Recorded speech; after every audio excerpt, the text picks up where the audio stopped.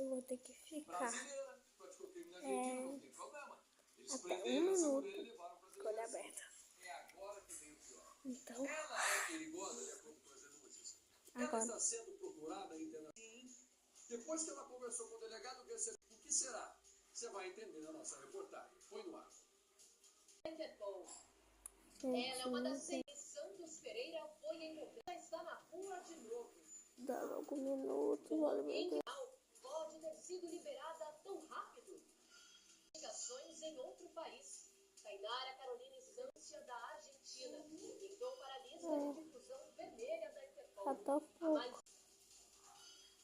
As autoridades argentinas dizem que ela é suspeita de integrar um esquema de crédito e de participar de uma quadrilha que só aplica este tipo de crime.